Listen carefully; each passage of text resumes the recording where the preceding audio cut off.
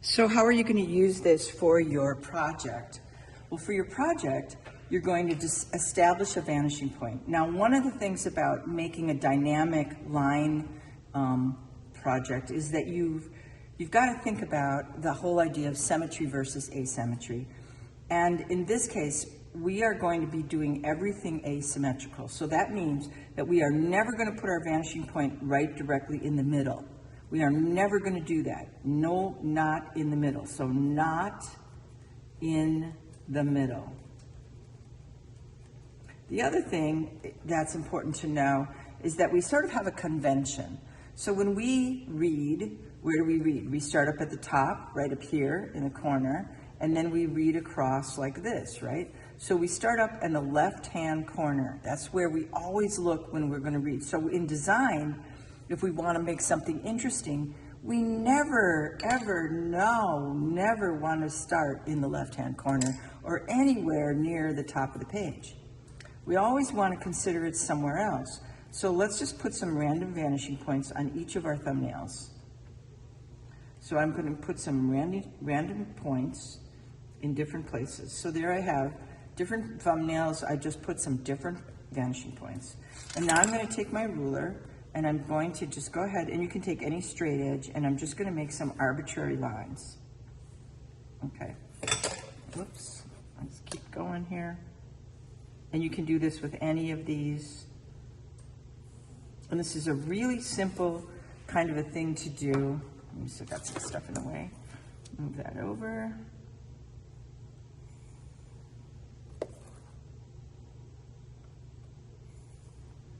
And what we're trying to do is make things look, the problem here is that we want to make things look like we're moving them.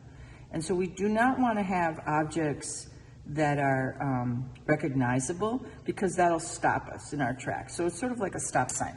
If we see a particular, shape that looks like a stop sign, we're automatically going to think stop sign, because it's a convention. It's just like that reading up at the top corner. It's something that we always think of whenever we see that shape. So we don't want to use anything that is recognizable. So we call that a non-object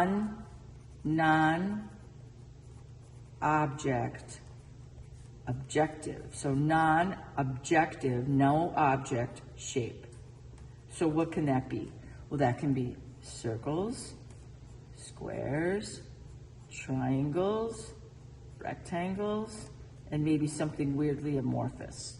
But I wouldn't necessarily go with that one. Okay, so now how's this going to work? Well, let's start putting in some shapes. So let's say I want to have some squares going to this vanishing point, or some circles. Let's do some circles first. So I'm going to just take this area right here, and I'm just going to put in a circle. So I'm imagining that circle to go outside of the shape, but I'm not going to go outside of it. And now let's put another circle randomly in here. And I'm just kind of having some fun. Okay, so now I have a bunch of circles, and they all feel like they're kind of zooming in to that vanishing point. So let's put some other shapes in. I'm going to put a couple more lines in right over here. And remember, these are arbitrary, so you can kind of put them where you need them as you kind of work out your design. So I've got a couple, so now I'm going to just put in some squares. So I'm just going to go rectangular like that, and then I'll put another one in here, and I'll put another one in here. I'll put another one in there. And then I'm going to erase back some of the places in between. So let's erase this line, and this line, and that line. But before I do that, I want to also maybe so these lines are always parallel. Notice that? They're always parallel. And then I'm going to bring this one down to here, and I'm going to come over. So see how I made that mistake? I don't want to go too far. I want to go exactly where this inside line is, right? So imagine as if I'm looking inside, if it's hollow. What would I see? So that's how that would work. So let's do another one over here. And then I can come down and come over, and I can erase these lines out. So see how I did that? So suddenly I have these sort of hollow boxes. Let's say I want the boxes to be flat, and then I'm going to erase the rest of these lines. So in no time at all, I'm creating objective shapes that are going to the vanishing point. So let's put in some more. Let's put in, let's just do something that's kind of this squiggly thing, right? So instead of, how about a ribbon-like shape? So I'm just gonna kind of, and now I know this ribbon's gonna get really big and then smaller and smaller and smaller and smaller, right? So see how I kind of just really fast. And now I'm gonna go back and I'm gonna erase out my lines. I don't want all those lines in there because I want to kind of get more creative with it now.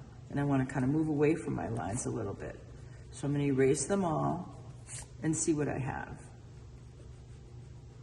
And see if I have any dead space, which I do. So like see this area up here that's kind of dead? I could maybe put some lines and some different things in there. So there's my rough draft. I'm just going to go ahead and make a really big sphere up here. And maybe it's too close to this one. So maybe I will, and like, let's say I want to make it more of a donut shape. I could do that, right? You see what I'm doing there?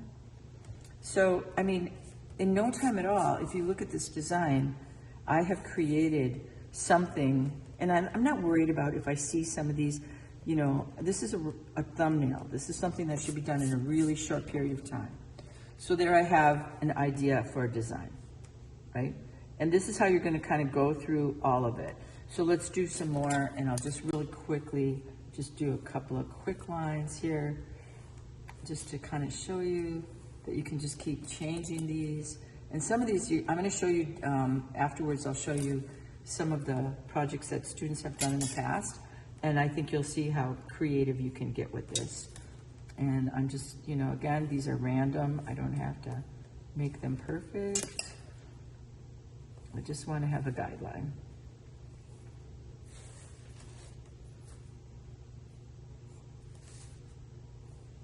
Okay, and let's see. How about if I did something like this and had it kind of be sort of a diamond shape happening here? Okay, so now I have this like weird, you know, like shape that's coming, you know, off of the point. So let's say I want to have this have a little lip, like it's got like kind of a lip on it. Let's just go ahead and do this. And now I'll take these lines and I'll make them go flat, like straight out. So see how it automatically changed the way we see it? And now I'll leave that as a shape. So here I have this kind of like an accordion shape, right? So now I might want to put in some more of my spheres. I'm going to make a really big one, make a smaller one, maybe another smaller one. Some more. Spheres are really good. They're really great to work with. Here, make a real big one. And now here's my same thing, and I've got two different designs going on. You see how quickly I was able to do that. Now maybe I want to have that ribbon again. I like the ribbons, so let's just go ahead and throw a ribbon in here. Make it really wide. It's going to go off the page. We're going to come back and make it really thin. And then we're going to come back and erase everything out. And there I've got another design. So in no time at all, I have created two designs. And they look like they're moving. This looks like outer space. That's what we're going for. Something really interesting that's just pushing towards outer space. Now you're going to make 12 of these thumbnails. Okay? And out of those 12, you're going to pick two that you're going to go to your 8x10. So here I have put an 8x10 rough. And you're going to go and you can rip these pages off, take a photograph, however. But now you're going to be more careful about it, and you're going to make your vanishing point, and then you're really going to very carefully and lightly, as light as pencil as you can, you're going to put your ruler through and do all your lines, just like you did before, right? And this time, when you make your circles, you might want to find something to make your circles with. Now, you can go and get a tool that you can make circles with, or you could just use a shape. like I could just use this shape right here. And I'm just gonna go ahead and use it to make my circle. So I kind of have a simulation of a nice circle. And again, I'm gonna do this really carefully, and then eventually I'm going to erase all these other lines. And I'm just doing this as demonstration, so I'm not gonna do a whole piece. You know, you're gonna copy two of your best that you like, two of your best designs. And then when you're all done and you've got it okayed with me, we're gonna look at these again on Tuesday. So on Tuesday, we're not gonna meet, you know, on Monday, but we're gonna look at these again, and then we're gonna go back and we're gonna take our pens and we're gonna mark them up, just like we did at our first project. But we're not gonna do any kind of line network on these. We're just gonna mark them up. Okay, so this is, and so they should look like a coloring book, like nothing filled in, like you're ready to fill it in.